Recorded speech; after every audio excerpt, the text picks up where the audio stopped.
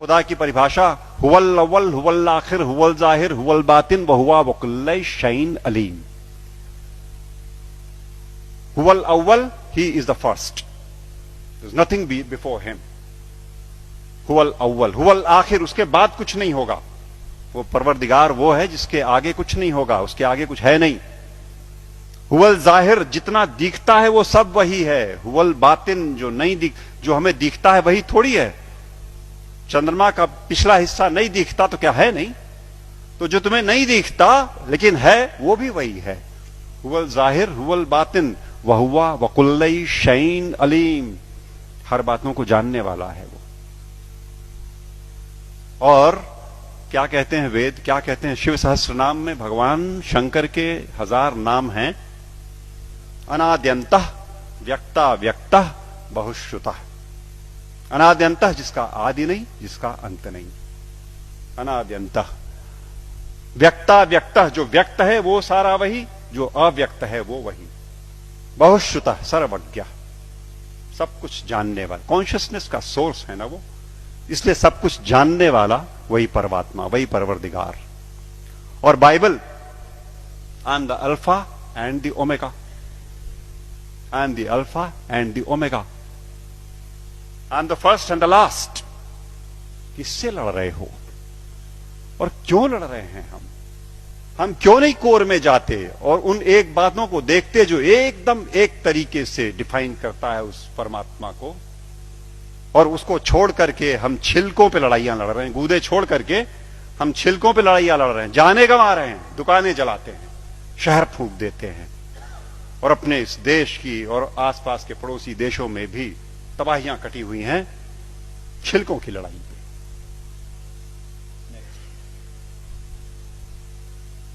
सूफी फकीर कहता है अन अल हक, ट्रांसलेटेड इट मीन्स अहम ब्रह्मास्मि, आई एम द सेम। अन अल हक, ये सूफी फकीर बोलते हैं। लेकिन हम हैं कि लड़ने से बाज नहीं आने वाले। हम हैं वो इसे नहीं सुनेंगे, न मानने को तैयार होंगे। वो वही बात होली बाइबल जब कहती है कि I am the way the truth and the life, no one cometh unto the father but by me. But by me means through the soul, जो हमारे अंदर वो ज्योति का पुंज है, उसी के थ्रू रास्ता अंदर जाएगा।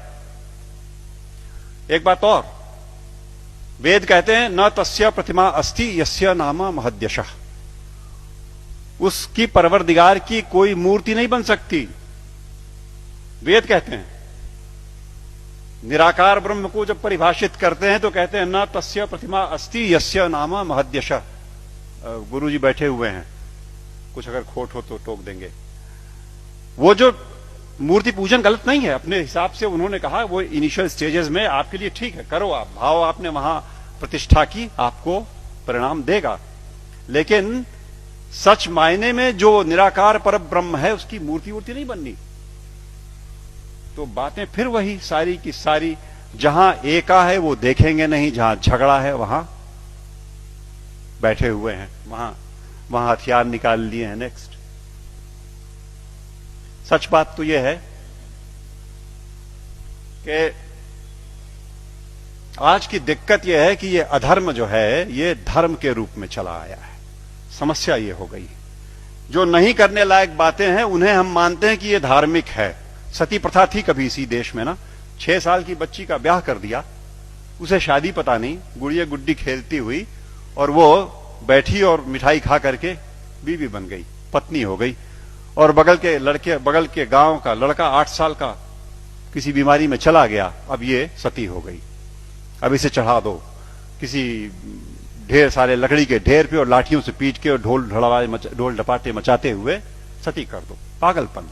It was never a prescription of any of the religions that we have. लेकिन वो एक बार धर्म मान लिया लोगों ने तो अपनी बेटियों को जला दिया। दिक्कत तब है जब देश में अधर्म धर्म का लबादा ओढ़ के आता है, लड़ाई लंबी हो जाती है। हम उसे धर्म मानते हैं जो अधर्म है। अभी चल रहा है, मैंने कैंपेन किया जबलपुर में, एंटी क्रैकर कैंपेन। दिवाली पे मर्यादा पुरुषोत्तम भगवान राम के आगमन के नाम पे ये देश विश्वनाथ जी 6000 करोड़ रुपए का बारूद अपने आसमान में भरता है। 6,000 करोड़ का बारूद उस देश में जहां दिवाली के दिन करोड़ों के हाथ में एक बताशा नहीं और एक दिया नहीं। अधर्म। जुआ खेलते हैं, शराब पीते हैं, दिवाली में लक्ष्मी जी प्रसन्न हो जाएंगी जुआ खेलने से। What a madness is that. लेकिन चल रहा है।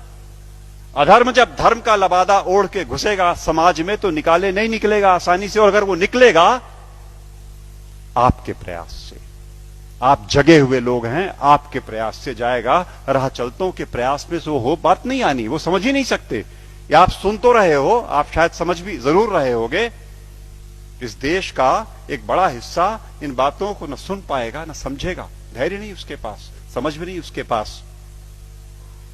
और आवश्यकता इस बात की है कि अधर्म जब धर्म का लबादा ओढ़ के आए तो पहचान के इग्नोर कर दो। लड़ाई नहीं लड़नी, आवश्यकता नहीं उससे लड़ाई की। It only needs to be ignored and probably that will do the trick next. सच बात तो यह है कि हम, जैसा मैं कह रहा था, कि हम छिलकों की लड़ाई में लगे हुए हैं, गूदे की ओर ध्यान नहीं दे रहे। और मेरे घर पे मैं शाम को आसपास के मोहल्ले के गरीब बच्चों को पढ़ाता हूं, थोड़े से। उन्हें रोज एक टॉफी एक बच्चे को देता हूं, उनको इनकरेज करने को कि वो आए। और वो अब जाके थमा है, कुछ दिनों पहले वरना रोज का झगड़ा था। एक टॉफी लाल रैपर में, हरे रैपर में, पर्पल रैपर में। वो मुझे लाल चाहिए सर, मुझे हरी वाली चाहिए। लड़ने पे आमादा आपस में। और जिसे हरी मिल गई वो उछलता है, अंदर बिल्कुल एक चीज, लेकिन वो रैपरों की लड़ाई में परेशान। हमारा सारा देश आज इस धार्मिक रैपर की लड़ाई में गुथा हुआ।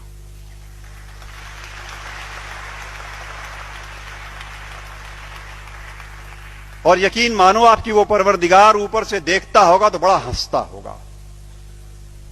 ये मनुष्य मेरा इंटीग्रिटी और मेरा कंपैशन लेकर के पृथ्वी पर मेरे नुमाइंदे बन करके इन रैपर्स पे उलझे हुए लड़ रहे हैं।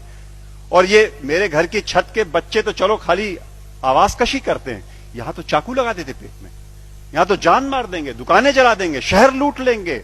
उन रैपर्स की लड़ाई में कब तक चलेगा मित्रों? सच बात तो यह है, मैं हल्का महसूस कर रहा हूं आज आपके बीच में ये बातें कह करके। मैंने ये बोझ उतार करके आपके कंधे पे डाला।